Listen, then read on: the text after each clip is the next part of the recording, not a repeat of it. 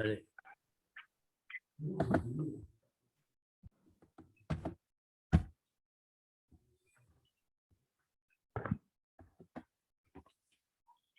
Voilà, donc nous en étions arrivés, nous avions terminé le deuxième chapitre la semaine dernière, nous avons commencé le troisième. Alors, il y a un passage dans le Tanya, en réalité. Le Tanya procède avec beaucoup d'ordre, en réalité, beaucoup de rigueur. Le Admor Hazaken a commencé dans les 2 premiers chapitres par expliquer sa grande doctrine, la doctrine des 2 Neshamot, Nefashot plus exactement. Nefesh Abahamit, Nefesh Elokit. Ça, c'est son grand chidouche en vérité, qui résout beaucoup de questions, qui répond à beaucoup de choses. Une fois qu'il a posé ce principe, l'existence de 2 Nefashot, alors à ce moment-là, il va entrer dans les détails de ce qu'il y a dans les Nefashot en question. De quoi ils sont constitués, c'est-à-dire quels sont les kochot, quelles sont les forces qui sont dans ces Nefashot, l'un comme l'autre. Et parce que c'est 2 Nefashot différents en réalité. C'est pas, autrement dit, c'est une grande chita qui est posée ici, c'est-à-dire qu'on ne va pas trouver une seule structure qui est commune, par exemple, et dont vont se servir Nefesh Abahamit et Nefesh Elokit. Chacun a sa structure, les 2 sont indépendants. Ce qui répond d'ailleurs à une grande question, enfin une grande angoisse que chacun peut avoir. Quelqu'un va dire, par exemple, moi je fais des grands efforts, je fais tout ce que je peux pour m'attacher au service de Dieu. Et puis, une fois que j'ai fait tous mes grands efforts et que j'ai de bonnes pensées, des bonnes choses en tête, alors je vois qu'il suffit d'un moment et ça y est, tout s'en va et je n'ai plus rien avec moi. Alors, c'est désespérant en réalité. Ça veut dire, on pourra en conclure, que ce n'est pas normal. C'est-à-dire que tout ce qu'on a fait ne valait rien, puisque ça peut partir immédiatement. Ça ne reste jamais dans aucune façon de notre personnalité. Admor Hazaken, comme ça, nous a répondu en réalité non. Ça, ce serait vrai si on avait un seul nefesh. Si on avait un seul nefesh, on dit on travaille et puis ça donne rien, c'est-à-dire que tout ce qu'on a fait ne vaut rien. Nous, on a 2 nefashot, Nefesh Abahamit et Nefesh Elokit, avec chacun sa capacité et chacun sa structure à part. Et donc, dans ce cas-là, ça peut arriver qu'il y en a un qui gagne et l'autre, ou ce soit l'autre. Alors maintenant, chacun, de la même manière, chacun de ces 2 nefesh a une structure à lui, qui va lui servir. Et donc, le Admor Hazaken, maintenant, on va entrer dans les détails et va nous dire qu'est-ce qu'il y a dans chacun de ces nefesh. On va le voir tout de suite. Donc, Perek Gimel, Vine kol prina ou madrega mishalosh shelu, et ça c'est vrai dans les 3 degrés. Nefesh, Ruach ou Neshama, tout degré, tout niveau parmi ces 3-là. Nefesh, Ruach, Neshama, c'est-à-dire que ça c'est vrai des 2 côtés, puisqu'on parle vraiment des 2 côtés en même temps. Kloula me'eser prinot est constitué de 10 degrés. Keneged eser sfirot elionot shenishtar shelu mehen, qui correspondent aux 10 sfirot elionot et qui sont descendus d'elles. Alors, ici, bien sûr, il y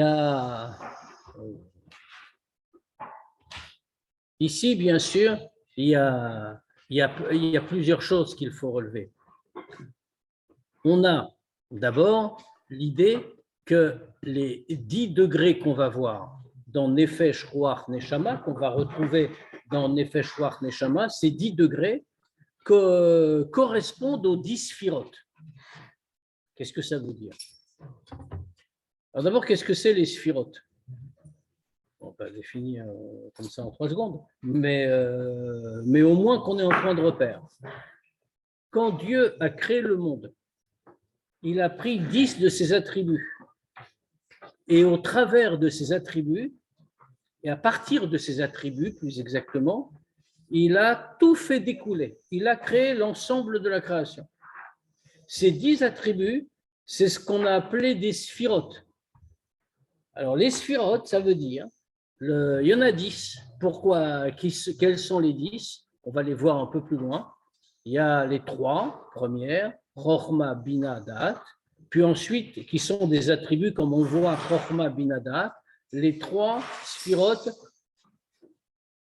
essentiels, on va dire, les plus élevés, qui sont les trois sphirotes qui correspondent aux attributs intellectuels. On va les définir, le Admoazaken va très loin dans le détail. Puis ensuite, les 7 midot, les 7 attributs émotionnels, Chesed, Gvura, Tiferet, etc. La liste des 7, on la trouve dans un passouk.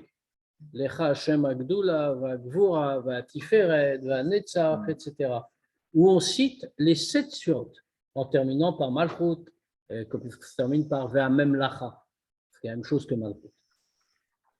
Donc ici, ces 10 sphirotes Elionot, ces 10 sphirotes que Dieu a distinguées de lui-même, puisqu'il est le tout, qu'il a tiré de son essence, ces 10 sphirotes sont le fondement de l'univers. C'est à partir de là que la création commence. De ces 10 sphirotes ont été Nishtal Shel. Je ne traduis pas tout à fait volontairement, les 10 degrés qui sont dans Nefesh, Ruach, Neshama. C'est-à-dire d'abord, comme on le voit de ce que dit le Tanya, que ces 10 degrés se retrouvent dans chaque degré de Ruach, Nefesh, Ruach et Neshama. Il n'y a pas 10 degrés globaux, il y a 10 degrés par niveau, puisque chacun va avoir son mode d'expression. Alors pourquoi Nishtal Shelou? Le mot Nishtal Shelou est un mot très intéressant. Nishtal Shalom, c'est comme Shalchelet, une chaîne. Qu'est-ce que c'est qu'une chaîne? Une chaîne, c'est composé de maillons. Et dans une chaîne, un maillon est tenu par celui du dessus et il tient celui du dessous. Autrement dit, tous les maillons sont liés l'un à l'autre. Quand on dit que les 10 kohot, les 10 forces du Nefesh Ruach Neshama sont Nishtal Shalom, sont descendus comme par un enchaînement des sphirotes Elionot, ça signifie que c'est exactement la force des sphirotes Elionot, des sphirotes de Dieu comme on vient de les définir, qui est descendue de monde en monde jusqu'à parvenir dans notre monde matériel et s'habiller dans le Nefesh, Ruach et Neshama de chacun. Ce qui rajoute à ce qu'on avait dit précédemment. Vous vous souvenez qu'on avait dit que la Neshama, c'est Chelek Elokam Imal Mamash. C'est une partie de Dieu en haut vraiment et que nous l'avons en nous. Donc, nous avons un très haut degré, en réalité, en nous. En plus de ce lien avec Dieu, même les attributs qui nous constituent, les kochot de la Neshama, sont également l'expression de Akadosh Baruch Hu, l'expression de Dieu, puisque c'est descendu des sphirotes Elionot. Autrement dit, on a quelque chose qui correspond aux sphirotes en chacun d'entre nous. Donc, on a un lien encore supplémentaire avec Dieu du fait de la Neshama. Alors, tout ça, Anichlakot Lishtaim, ces 10 forces que possède chacun, donc, comme on l'a dit, Chochma Bina Da'at, il va le dire tout de suite, et les autres, elles sont divisées en 2. Chaînes qui sont Shalosh Imot Vesheva Kfulot, les 3 mères et les 7 doubles. Alors, l'expression peut paraître étonnante, on a bien compris, les 3 mères, c'est Chochma Bina Da'at, et les 7 doubles, redoublés, c'est les 7, ce qu'on appelle Midot, Chesed, Gvura, Tiferet, etc. L'expression peut paraître étonnante, c'est quoi? Pourquoi Imot et pourquoi Kfulot? En réalité, l'expression vient du Sefer Yetzira. Dans le Sefer Yetzira, on parle des lettres, les otiot. Alors pourquoi on parle des lettres? Parce que les lettres sont celles de la Shona Kodesh par lesquelles Dieu a créé le monde. Et elles correspondent évidemment à chacune au degré spirituel qu'on va voir. Le Sefer Yetzira distingue 3 sortes de lettres. Il dit qu'il y a 3 imot, les mères des lettres, et de mémoire, c'est Aleph Memshin. Il y a Sheva Kfulot, c'est toutes les lettres qui sont redoublées dans l'alphabet, c'est-à-dire toutes les lettres où il y a sans dagesh ou avec dagesh. Il y en a qui peuvent s'écrire de deux manières.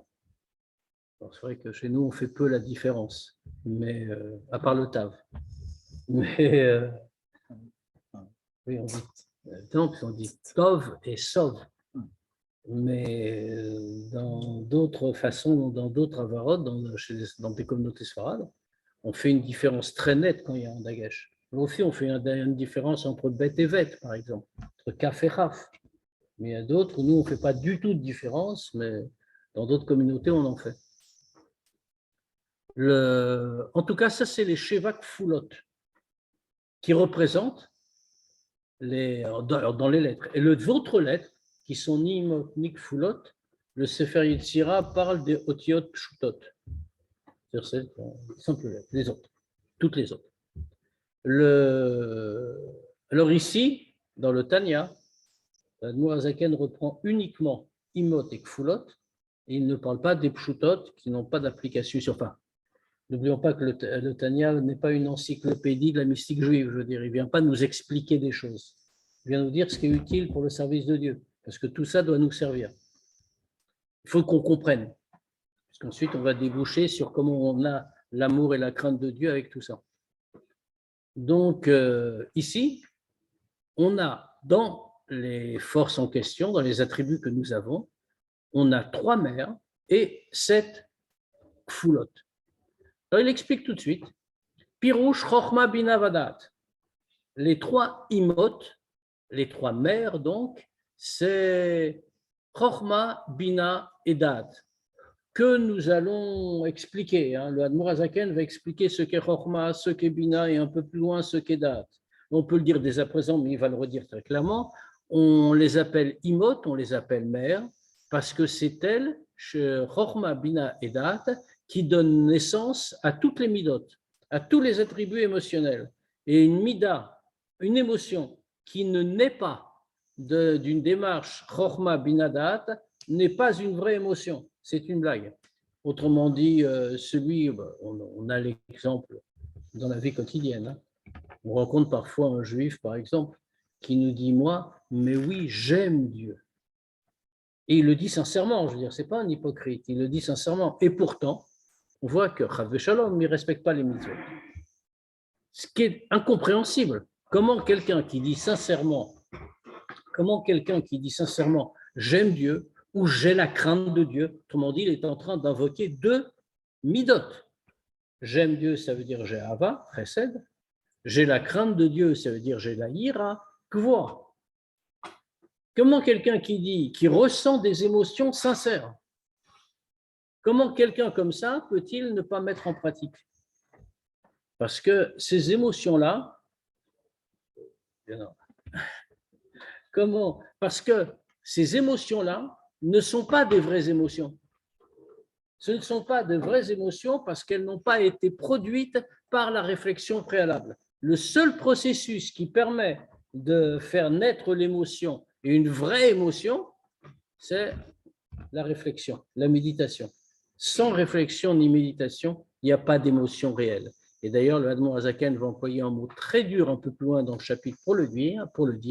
Il va dire, si on ne fait pas ce travail-là, bien, tout ce qu'on aura, c'est 10 millionot chav. C'est des vains songes. Ça n'existe pas. On rêve, mais ce n'est pas vrai. On va voir, parce que, encore une fois, le chemin du Admour Azaken, il a prévu depuis le début, c'est long et court. Autrement dit, on va y arriver, mais ça demande des efforts. Là, en tout cas, les 3 imot, comme on a dit, Chochma Binadat. Maintenant, il y a aussi les 7 autres. Ici, on les appelle Shivat Yemei Abinyan, les 6 jours de l'édification, les 7 jours, pardon, de l'édification, c'est-à-dire les 7 jours de la création.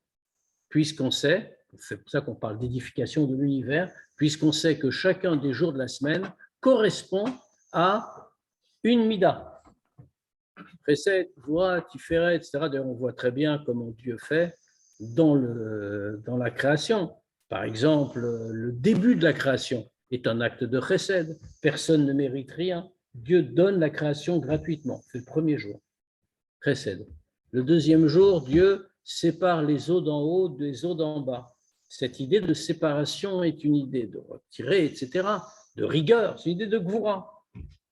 Et puis le troisième jour, on est en train de rétablir un équilibre. C'est tout le sujet de Tiferet, c'est-à-dire la troisième sphira. En tout cas, font donc bien les Shivat Yemei Binyan, Chesed, Gvura, Tiferet, Chulu. On remarque que dans le texte, le Admour Azaken n'a pas cité toutes les sphirotes. Il a cité que Chesed, Gvura et Tiferet. Pourquoi? Parce que Chesed, Gvura, Tiferet, c'est le principal des midot, en réalité. Toutes les autres ne sont que des dérivés de Chesed, Gvura et Tiferet. Donc, il s'est contenté d'un Chulu, d'un etc. Vekach ben nefesh adam. Puisque, comme on l'a dit, Nishtal shelu mehen, les forces de Nefesh, Ruach, Neshama sont descendues par une chaîne, si l'on peut dire, comme par une chaîne des sphirotes chez Dieu. Donc, ça veut dire que ce qu'on vient de dire à propos de la création du monde, à propos des sphirotes, Chochma Binadat, les 3 imot et les 7 kfulot, eh bien, on va le retrouver dans l'homme. Pareil, donc, dans le Nefesh Adam. Dans l'âme de l'homme, c'est divisé en deux. En deux, c'est quoi? Sechel ou midot. Le sechel d'un côté, l'intellect, et de l'autre côté, les midot. Qu'est-ce que c'est que le sechel? Le sechel, kolel chochma bina vadat. Le sechel, c'est tout le processus intellectuel, toute la capacité intellectuelle que l'homme peut déployer. Et ça se divise en 3. On ne va pas le développer maintenant parce que le Admour Azaken revient tout de suite dessus. Il nous définit très précisément chacun des termes. Donc, ça inclut Chochma, Bina, Da'at. Souvenons-nous simplement de la traduction habituelle. Chochma, sagesse, Bina, compréhension, Da'at, connaissance. Ces traductions sont pas mauvaises pour une fois. Midot. Et maintenant, les Midot, qu'est-ce que c'est? Bien entendu, toutes les différentes forces du Nefesh sont mises uniquement pour une chose. Elles n'ont été données à l'homme que pour le service de Dieu. Autrement dit, Chochma Binadat, on comprend. Maintenant, les Midot ne sont là également que pour le service de Dieu. Cela veut dire que Avat Hashem, la tribu de Chesed, la bonté, qui inclut donc Ava, l'amour, c'est pour avoir Avat Hashem, l'amour de Dieu. La Yira, c'est Pachado Veyirato, c'est la crainte de Dieu. Le Tiferet, c'est les paros, c'est chanter sa gloire, chanter sa louange, etc. Ve Chabad, Mikrou Imot ou Mekor Lamidot. Maintenant, Chabad, les 3 premiers degrés, comme on a dit, Chochma Binadat, sont appelés Imot, sont appelés mères. Makor Lamidot, mère et source des Midot. Pourquoi? Qui a Midot en Toldot Chabad, parce que les Midot, c'est la descendance de Chabad, comme on va expliquer. Toute vraie Mida ne peut être que le produit de l'effort de Chabad, de Chochma Binadat. Et s'il n'y a pas Chochma, de mise en œuvre de Chochma Binadat, il n'y a pas de vraie Mida. Ou Bioraïnian. Qu'est-ce qui se passe derrière? Il y a un shiur derrière? Ah, bon, ça va. Non, ça va. Ah non, trop. Non, je m'inquiétais pour jeudi, puisque jeudi, on n'a pas à disposition de la chose. On devra se mettre derrière. Alors, j'étais inquiet s'il y a un shiur, et lundi prochain aussi. Il faut faire un peu d'ordre. Bon, ça va, on s'arrangera. C'est 2 personnes qui parlent, c'est pas un problème. Ou Bioraïnian, on va expliquer ça.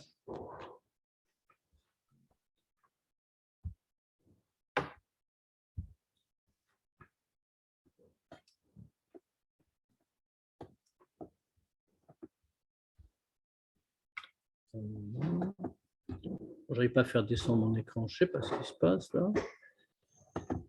Ah, ça y est, j'y suis, je ne trouvais pas la flèche, pardon. Ou Bioraïnian, on va l'expliquer. Qui est à Sechel Shebe Nefesh Hamaskelet. Parce que le Sechel, donc l'intellect, qui se trouve dans Nefesh Hamaskelet. Le Nefesh Hamaskelet, qu'est-ce que c'est? L'âme qui réfléchit. Alors le Nefesh Hamaskelet, ça veut dire en vérité le Nefesh Elokit, qui lui est un masquil. qui lui est quelqu'un qui comprend, qui est fait pour comprendre. Shua maskil kol davar, qui est capable de comprendre toute chose. C'est même sa caractéristique essentielle et son but, c'est de comprendre, c'est la réflexion. Alors ce nefesh hamaskelet, nikra beshem chochma, il est appelé par le nom de chochma. Alors c'est là qu'il faut définir ce qu'est chochma. Le chochma, c'est là, il va nous dire, on va le dire rapidement bien sûr. Le chochma, c'est l'éclair de compréhension. Autrement dit, on est en plein milieu d'une étude approfondie, par exemple. Allez, on va prendre un exemple de Kodesh. On est dans une étude de Gemara. On étudie un grand pile-poule avec des opinions d'un côté, des opinions de l'autre, des arguments, des contre-arguments. C'est très compliqué. Alors, on se fatigue beaucoup, bien sûr, pour essayer de comprendre. Maintenant, au milieu, on fait, tout ça est très embrouillé parce qu'il y a vraiment des opinions, des raisonnements complètement l'inverse l'un de l'autre. Mais qu'est-ce qui va se passer? Il va se passer qu'à un moment, on va avoir tout à coup un éclair. Et dans cet éclair, il y aura la pensée en question. Alors, on aura saisi, on dira, ah oui, bah, c'est ça. On a tous eu cette impression un jour ou l'autre. On n'a pas tout compris, mais on a dit, ah, c'est ça, c'est donc ça qu'on veut dire. Quand on a eu cette réaction, qu'est-ce qui s'est passé? En réalité, on est incapable de restituer le raisonnement. On n'a pas vraiment compris. On a manqué d'analyse. Mais qu'est-ce qu'on a fait? On a eu une vue globale. Donc, on a pu dire, tout est contenu dedans. Dans cet éclair de compréhension, eh bien, tout est inclus, mais c'est inutilisable parce que non développé et non analysé. Cela, on voit en allusion dans le nom de la tribu en question, Chochma. Mais comme il dit, Nikra Beshem Chochma, Koachma. Les lettres du mot Chochma, dans un autre ordre, forment Koachma. Le pshat de Koachma, ça veut dire sa capacité de quoi? De quoi? Eh bien, quand on a compris comme ça quelque chose, on est incapable de le définir, on est incapable de le développer, on est capable de dire quoi? Qu'est-ce que c'est? Qu'est-ce qu'on veut me dire? C'est la vision globale. Ça, c'est le degré de Chochma, premier degré du processus. Mais bien, processus fondamental. Si on n'a pas Chochma, ça veut dire qu'on n'est pas encore pénétré dans l'idée. Mais que chez Motsi, Kocho el Apoel. Mais bien entendu, comme on l'a dit, c'est inutilisable. Mais quand on va sortir cela, concrètement, ça veut dire qu'il faut que ce soit utile. Alors, comment on peut le rendre utile? Chez Mitbonen Besichlo, il va méditer dans son intellect, les Avin Davar, les Ashuro ou les Omko, pour comprendre la chose parfaitement et en profondeur.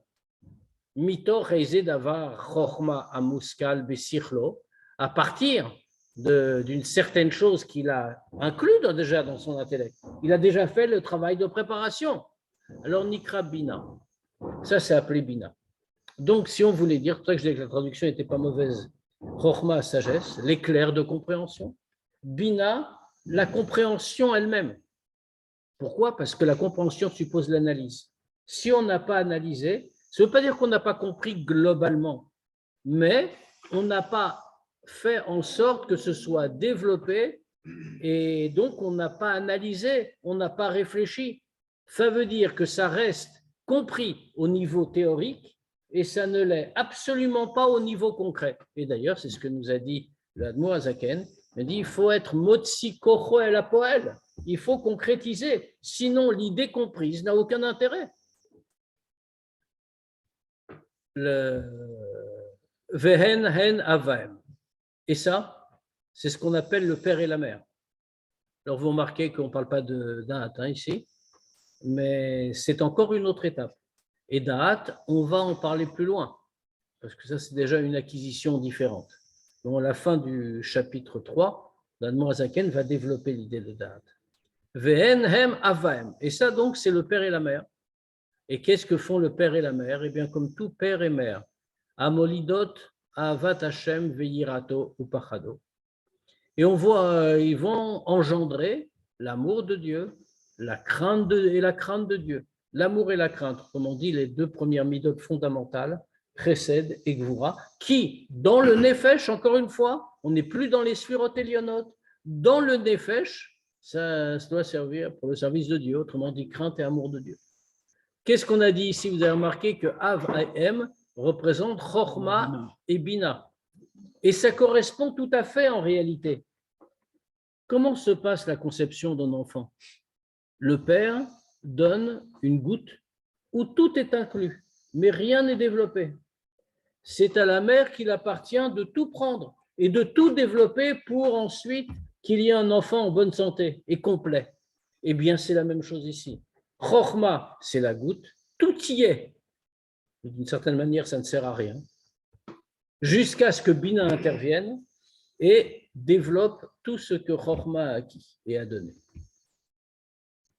Et donc, comme ça, quand on a compris cette idée-là, alors ça va entraîner l'amour et la crainte de Dieu, qui a Serel chez Benefesh Amaskelet. Alors évidemment, comme on l'a dit, on l'applique au service de Dieu.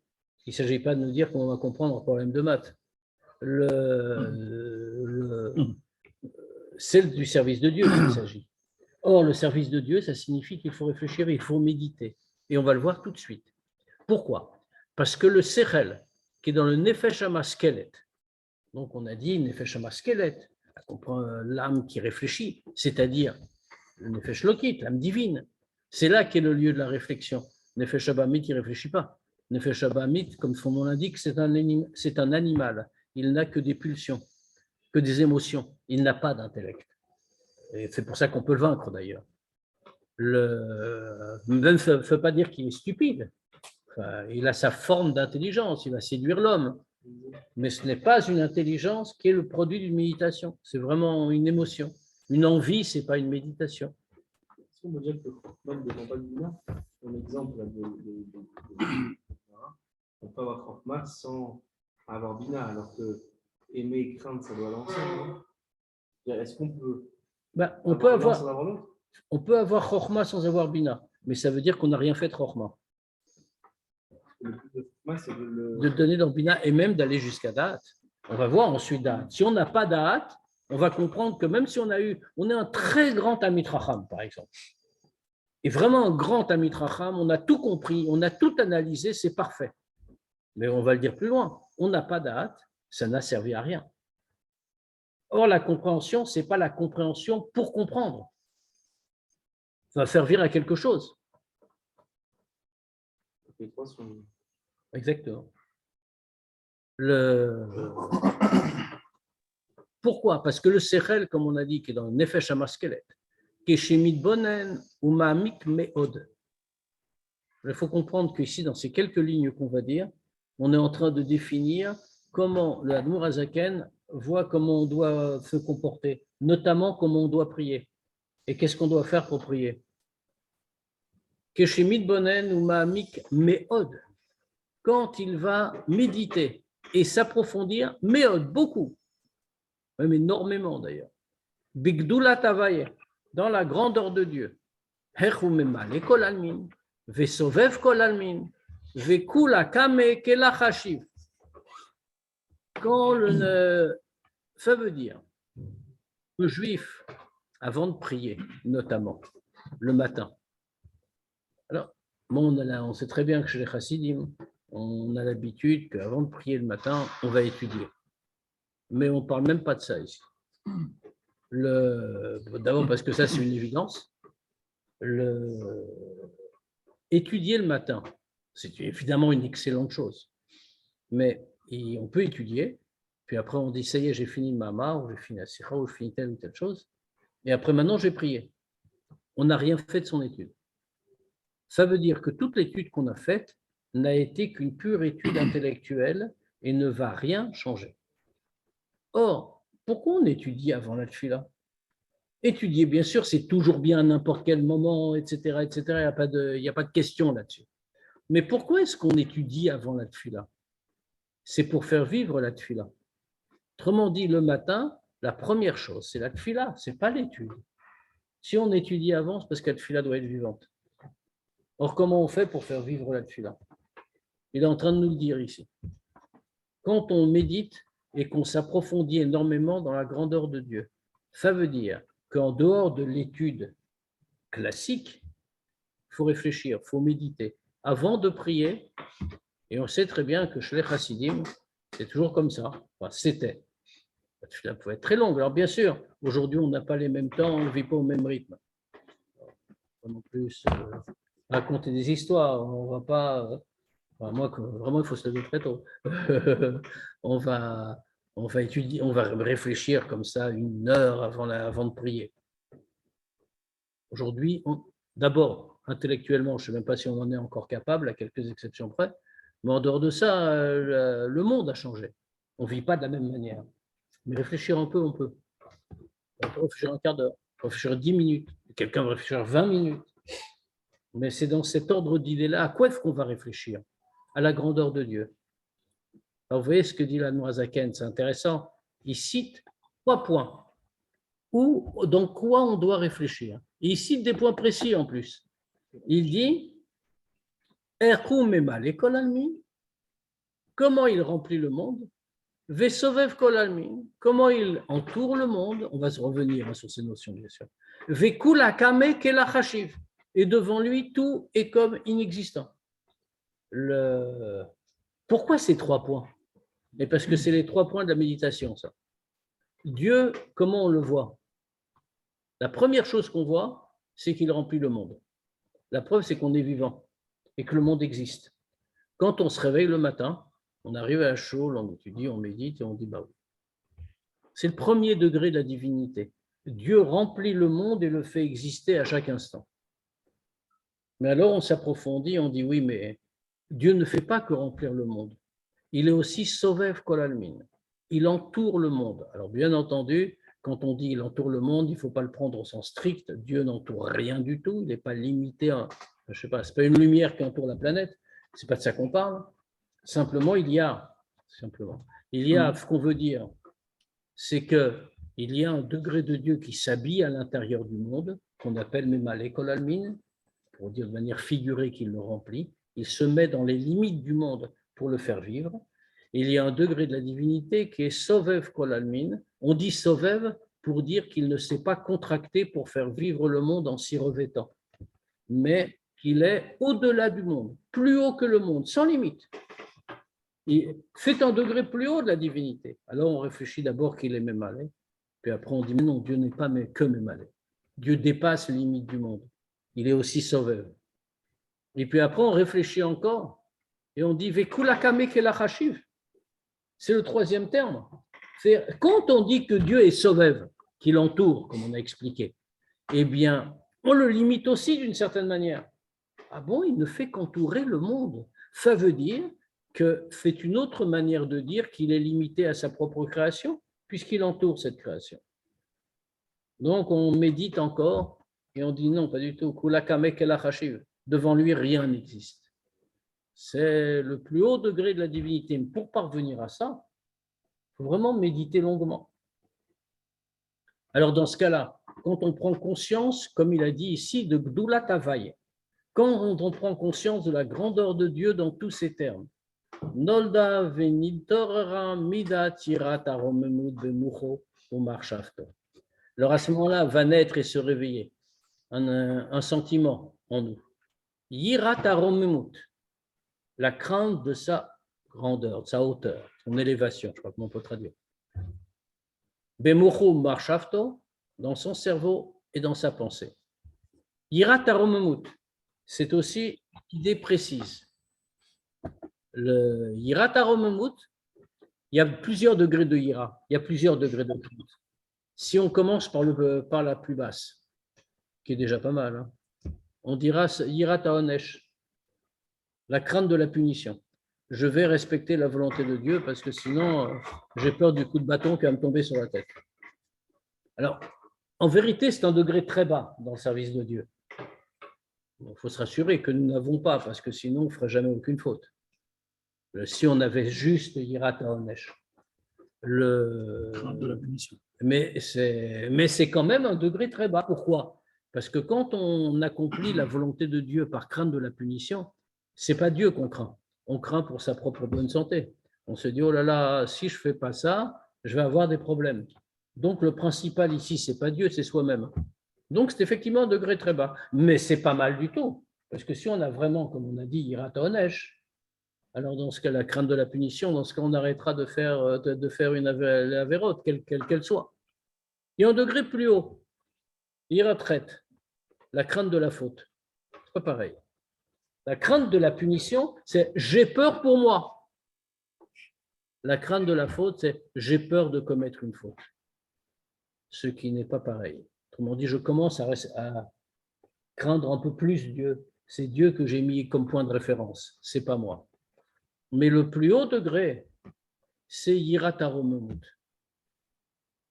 La crainte devant la grandeur de Dieu, la hauteur, l'élévation de Dieu. C'est-à-dire, ce n'est pas une crainte au sens strict du terme.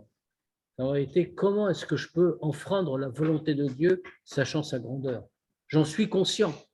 Je comprends, dans la mesure du possible, je comprends la grandeur de Dieu. Alors, comment est-ce que je peux, moi, petite créature, comment est-ce que je peux enfreindre? Cette fois-ci, on a vraiment mis Dieu comme point ultime de référence. On l'appelle aussi, cette Hirat Haromemut, on peut la trouver sous une autre appellation. On l'appelle aussi Ira Bochet, la crainte honteuse. Alors, de quoi on a honte? Ce n'est pas la honte au sens strict. J'ai honte, j'ai mal fait. Ce n'est pas du tout ça qu'on dit. C'est j'ai honte devant Dieu. Comment moi, petite créature, je peux m'avancer devant le Créateur? Donc, ça entraîne une vraie forme de bitoul, de d'effacement de soi devant Dieu. Et ça vient justement de la réflexion qu'on a eue, et ça amène l'ira ou leid boshesh migdulato yidbarer, pour avoir la crainte, et donc on retrouve ici les deux ira boshet, et avoir honte devant la grandeur de Dieu. She'ein la sof vetachlit, qui n'a aucune fin et aucune limite. Ou pachadavaye bilibo, alors il aura la crainte de Dieu dans son cœur. Veshuv, yitlaev libo be'avaza kerash pe'esh. Et alors à ce moment-là, il va enflammer dans son cœur un amour puissant comme un feu brûlant. Vous avez remarqué qu'on a fait passer la crainte avant l'amour. Parce que l'amour qui vient tout de suite, tout seul, est un amour qui n'existe pas. C'est exactement ce qu'on disait tout à l'heure, c'est Dimyonot Shav. C'est un rêve vain. Ça ne veut rien dire. Pourquoi? On le comprend très bien. L'amour est un sentiment qui éveille la proximité. La crainte est un sentiment qui éveille l'éloignement. Prenons un exemple très simple, un exemple matériel. Un homme entre dans le palais du roi. Ce n'est pas un familier de la cour.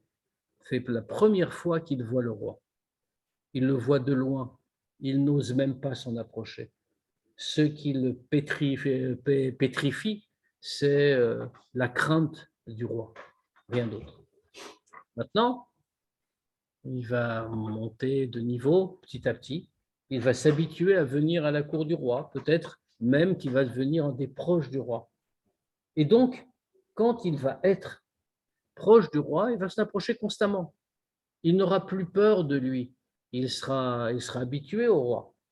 Mais quand il n'a plus peur du roi, alors qu'est-ce qu'il éprouve pour lui? Malgré tout, il va le servir le plus fidèlement du monde. Ce qu'il éprouve pour lui, c'est de l'amour.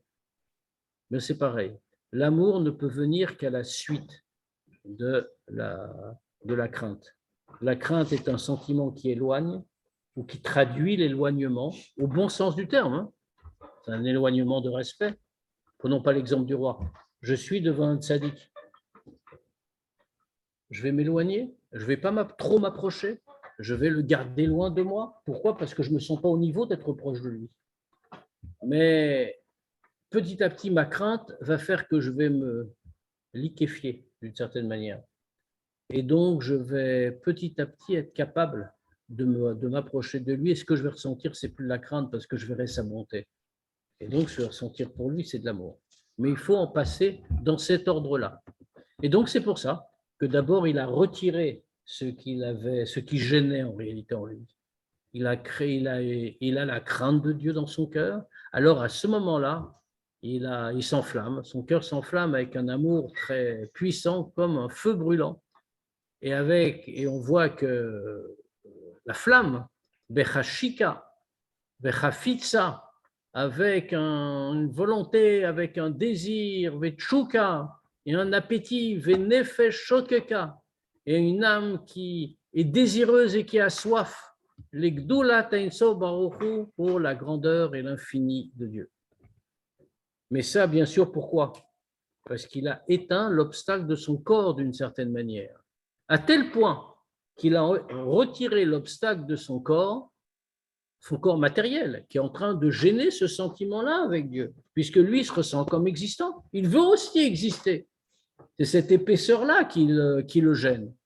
Alors, dans ce cas-là, puisqu'il a fait tout ça, vi kalot hanefesh. Ça, c'est kalot hanefesh, c'est-à-dire le départ de l'âme du corps. C'est, on va dire ça, l'extase, comme on dit en bon français. Kedirtiv, comme il est écrit. Et on voit des illustrations. Nirsefa vegam kalta nafshi. Mon âme a eu un grand désir et elle est partie. Uktiv, tsmea nafshi lelokim. Mon âme a soif de Dieu, Vegomer. Uktiv, et comme il est écrit, Tsama nafshi, Tsama lecha nafshi, mon âme a soif de toi. C'est-à-dire que l'âme a tellement soif qu'elle ne peut plus rester encore. C'est l'exemple de Nadav Avihu, exactement. Nadav Avihu, c'est intéressant parce que cet exemple-là est donné en vérité, nous le tient de la Sikha du Rabbi, mais en réalité, cet exemple-là, Dafka, cet exemple, est donné par le Or HaChaim à Kadosh, qui dit qu'ils se sont approchés, et de là, on voit ce que ressent un tzaddik, dit-il. C'est intéressant parce que c'est exactement la Sikha. On voit ce que ressent un tzaddik, que quand Nadav Avihu s'approche, qu'est-ce qui est écrit dans les psukim? Il est écrit, ils sont rentrés et ils sont morts. C'est-à-dire qu'on se rapprochés, ils sont morts. Et le Rachaim soulève, il dit, ça veut dire que quand un tzaddik se rapproche de Dieu, il sait qu'il va mourir. Mais ça n'a aucune importance. Pourquoi? Parce que ce qu'il veut, c'est se rapprocher de Dieu.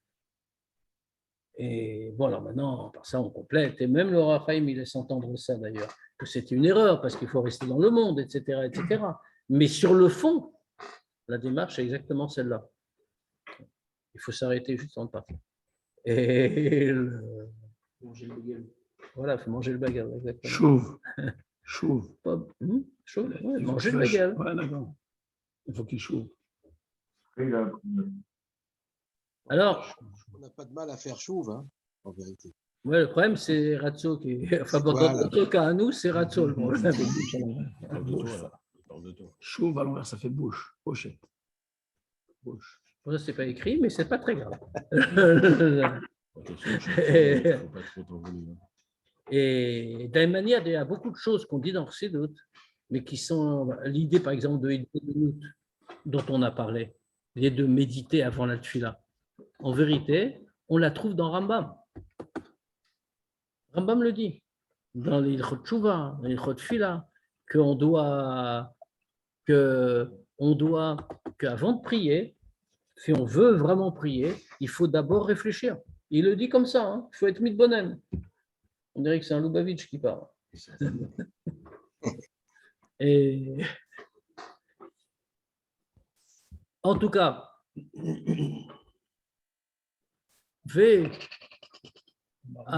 Vatsimaon et la soif dont on a parlé, qui est une soif spirituelle. Alors, on va dire quelque chose qui est aussi un peu étonnant. Le Hum Yesod Ha'esh Shebenefesh Lokit. La soif vient du fondement du feu qui est dans le Nefesh Lokit. Alors, on fait de l'élément de feu, Yesod, l'élément, j'ai mal traduit. On a expliqué, le Rambam explique aussi que toute la création est faite à partir de 4 éléments, le feu, l'eau, la terre et l'air. Et on l'a dit auparavant aussi, d'ailleurs dans le Tanya, dans le premier chapitre, On a expliqué tout ce qui vient de chacun des éléments. Enfin, on a des exemples. Maintenant, tout ça, c'était matériel. Et globalement, c'est matériel. Mais puisque c'est matériel, c'est aussi spirituel. Ça veut dire que la Neshama elle-même, les degrés dont on a parlé, contient aussi 4 éléments spirituels. Et donc, il y a un élément de feu spirituel, un élément de terre spirituelle, etc., etc.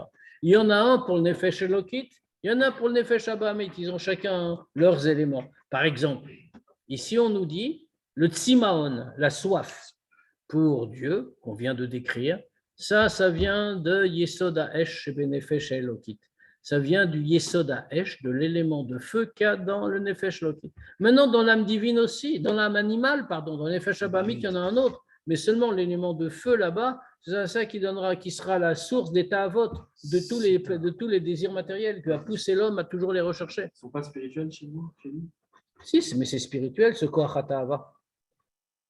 C'est pas matériel. Ça ne s'appelle pas de la même façon. Exactement. L'un, ça va être un tsimaon pour aller vers Dieu. L'autre, ça va être un tsimaon pour aller vers le contraire. Mais sa source, elle est spirituelle. Exactement.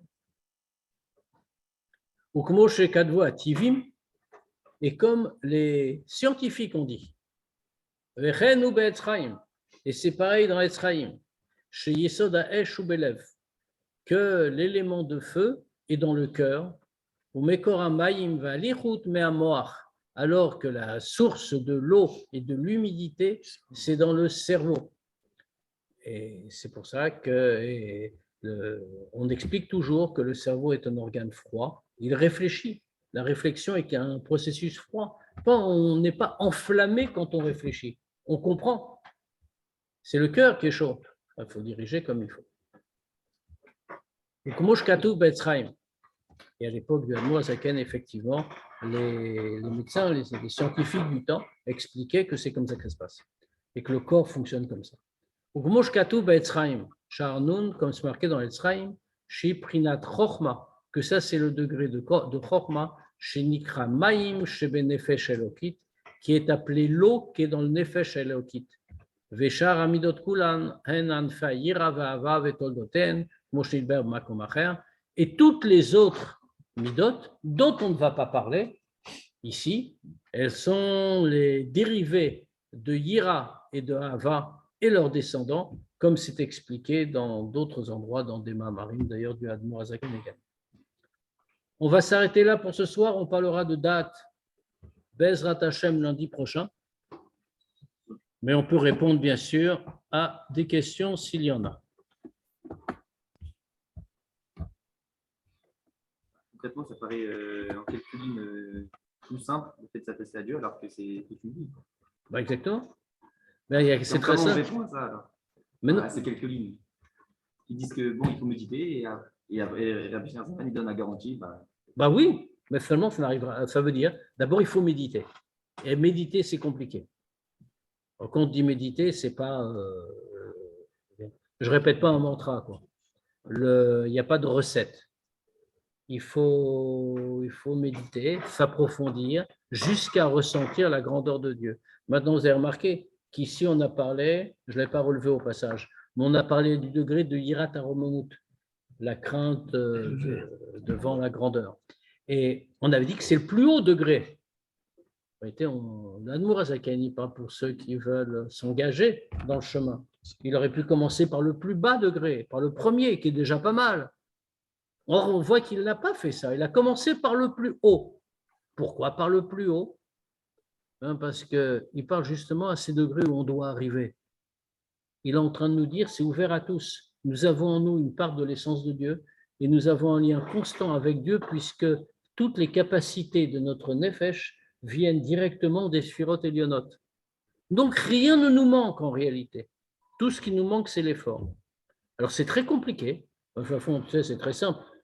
Très simple à en faire l'expérience. Demain matin, avant être là, on va se mettre, allez, on va se donner un quart d'heure. Dans un quart d'heure, on va essayer de réfléchir à la grandeur de Dieu. Et puis, on se donne les résultats lundi prochain. Il y aura un problème d'émotion là-bas. Non, méditation, c'est pas... Mais dans le mouvement turbulent des réacteurs du driver, c'est pas possible. L'Obara et l'Onivra. Ah, Il faut aller faire une peau de doute. non, Parce c'est. que quand tu as le Khazan qui bombarde et que tu vas te mettre à réfléchir. Mais qui t'a dit que tu dois être là avec le Khazan? Tu viens un quart d'heure avant. En plus, tu peux. Ça a juste commencé avec les gens. Hein? En plus, je Parce vais te qu'avant- dire, dans la avant- réalité, avant- quand tu t'absorbes dans une méditation, et ça, tout le monde peut en faire l'expérience. Tu n'entends plus rien, tu n'es plus là. Si tu entends, c'est que tu t'es pas absorbé. Tu t'es pas démonté pour entrer dans le circuit. Exactement. Mais c'est une évidence. Écoute, tout à fait sur autre chose, mais ça, c'est même pas quelque chose d'exceptionnel. Hein. Tout à fait sur autre chose. Je me rappelle quand j'étais étudiant, parfois, comme tous les étudiants, je devais travailler avec du bruit. Et j'avais appris comme ça, il n'y a pas de technique, mais j'avais un mot comme ça qui était tout à fait juste. Je disais, maintenant, je coupe le son. Et j'entendais plus rien. C'est fini. Je me mettais dedans, c'est bon. Le texte. Et chacun qui a, je veux dire, c'est pas un truc exceptionnel, c'est pas un homme dans la génération qui arrive à faire ça, c'est tout le monde. Tous ceux qui ont été dans ce genre de situation le savent. Mais seulement, il faut faire l'effort. Seulement, on est dans une génération du fast-food spirituel. Belle expression de fast-food. Les taboulas de Ben Adam. Le fast-food. Bon. S'il n'y a pas de questions, messieurs, on se voit jeudi, Bezrat Hashem, pour la Sikha du Rabbi. Lesquelles dernières sirotes proviennent de Batiferet ou de Mohamed Allah? Les autres sphirotes, Les 4 dernières. les 4 dernières, elles sont en vérité, tout vient, puisque les 3 premières, pourquoi elles sont appelées les mères des autres? Pourquoi les autres sont appelées les toldot, les dérivés plus exactement? C'est parce que c'est les sphirotes principales. Donc en réalité, elles viennent directement des 3 premières, mais les 3 premières les contenaient déjà. Donc elles viennent en réalité de Chokhmah Bina Da'at.